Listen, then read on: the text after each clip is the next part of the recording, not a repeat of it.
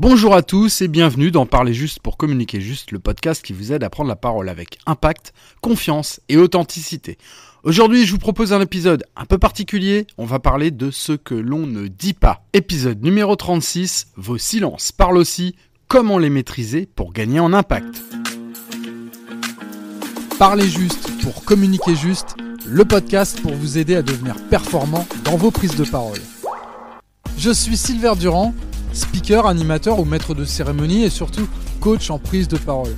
Le bonheur de pouvoir vous transmettre ma passion. Savoir prendre la parole, c'est inévitable et incontournable aujourd'hui. C'est pourquoi je vais, à travers ce podcast, vous partager mes expériences, mes outils pour maîtriser parfaitement l'art oratoire, être impactant, pour parler juste, pour communiquer juste. Parlons donc de ce que l'on ne dit pas, de ce qui se passe dans les silences. Vos silences parlent aussi, comment les maîtriser pour gagner en impact. Je vais vous montrer pourquoi vos silences parlent autant, voire parfois plus que vos mots, et surtout, comment les utiliser avec justesse, intention et puissance. J'ai déjà abordé la puissance du silence, c'était dans l'épisode numéro 3, au tout début de mon podcast. Je vous mets le lien dans la description. Mais dans cet épisode, l'idée c'est d'approfondir en prenant un angle nouveau et stratégique. Comment maîtriser les silences tactiques, éviter les silences gênants, et puis transformer le non-dit en levier d'impact dans vos prises de parole. Alors le silence, est-ce un outil ou un piège ? Quand on parle de prise de parole en public, on pense immédiatement à parler, bien sûr. Mais on oublie que le silence fait partie intégrante de l'oralité. Pourtant, dans un discours, dans un pitch, dans une réunion, le silence peut être une pause bienvenue pour reprendre son souffle. Un moment de tension dramatique, par exemple. Un espace qui laisse à l'auditoire le temps de digérer une idée forte, une transition en quelque sorte. Mais il peut aussi devenir un piège. Eh oui, un blanc gênant. Pas top, hein. Un trou noir. Ou ce moment où vous sentez que vous avez perdu l'attention du public. Et puis là, c'est tout l'enjeu, c'est de savoir distinguer les bons silences des mauvais. Voyons cela ensemble. Il existe, selon moi, 4 types de silences à connaître. Et chacun a un rôle bien précis. Le premier, c'est le silence stratégique.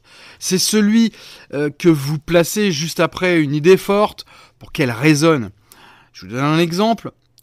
Ce que vous dites vous engage. Et ce que vous taisez vous trahit. Là, on marque une pause. Ce silence-là, il donne beaucoup plus de poids à vos mots. Le second silence, c'est le silence émotionnel. Il permet à votre public de ressentir avec vous quand vous parlez d'un moment difficile ou d'une réussite importante, bien ce silence crée une véritable intimité. Le troisième silence, c'est le silence inconfortable. Vous savez, c'est celui qu'on subit. Lorsque l'on perd ses mots, on panique, et là, tout devient flou. Mais la bonne nouvelle, c'est que ce silence-là peut être parfaitement apprivoisé. Et le quatrième silence, c'est le silence utile. C'est celui que vous utilisez pour vous recentrer, pour respirer, pour ralentir. Un peu comme un point à la fin d'une phrase. Il structure votre discours et il donne du rythme. Comment transformer le silence en outil d'impact ? Je vais vous donner 4 astuces simples pour que vos silences jouent en votre faveur. Allez, la première astuce. Respirez consciemment. Une bonne respiration, un bon silence. Avant de commencer, inspirez profondément. Cela pose votre voix et votre présence. Et puis vous marquez un silence avant de prendre la parole. Bon, pour une bonne respiration, je vous rappelle, vous inspirez par le nez, vous expirez très lentement par la bouche. La deuxième astuce pour transformer votre silence en outil d'impact, regardez votre public pendant que vous marquez le silence. Un silence sans regard, il devient flottant. Mais un silence connecté par le regard devient forcément magnétique. Et oui, quand vous marquez le silence, il est important de regarder votre public parce que cela crée de la connexion. Par ce regard et ce silence, vous allez capter l'attention et forcément le public va attendre la suite. La troisième astuce pour vraiment gérer votre silence et l'utiliser au mieux, c'est de faire une pause après chaque message clé. Ne noyez pas vos idées dans un flot continu. Donnez-leur l'espace pour exister. D'où l'importance de faire des pauses entre chaque grande idée ou chaque message clé dans votre discours. Cette pause permet forcément au public de digérer votre message, de l'assimiler avant de passer au suivant. Et enfin, la quatrième astuce pour transformer le silence en outil d'impact.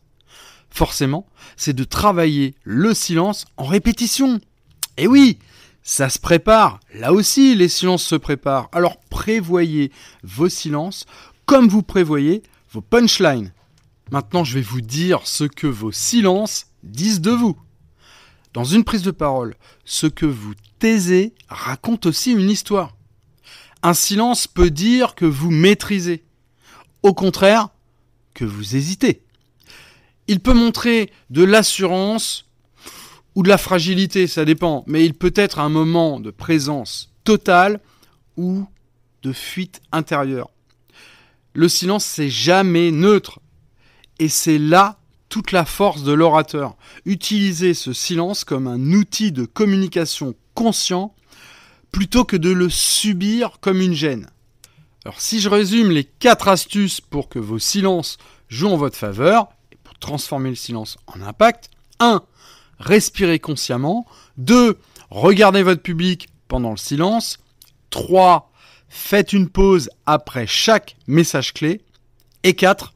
Travaillez le silence pendant vos répétitions. Voici le moment de la conclusion de cet épisode. Alors voilà ce que je vous propose de retenir aujourd'hui. Le silence, ce n'est pas un vide. Le silence, c'est un choix de mise en scène. Le silence, c'est un outil de rythme, de tension et de présence.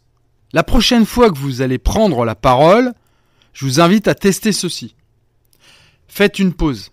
Laissez un silence volontaire, respirez et observez ce qui se passe. Vous verrez que vos silences parlent pour vous autant que vos mots. Alors si cet épisode vous a plu, pensez à le partager, à le noter et puis à me dire en commentaire comment vous utilisez le silence dans vos prises de parole. Et puis si vous voulez aller plus loin, travailler en coaching ou en formation, n'hésitez pas, contactez-moi. Parler juste pour communiquer juste, c'est aussi savoir se taire au bon moment. Alors je vous dis à très vite.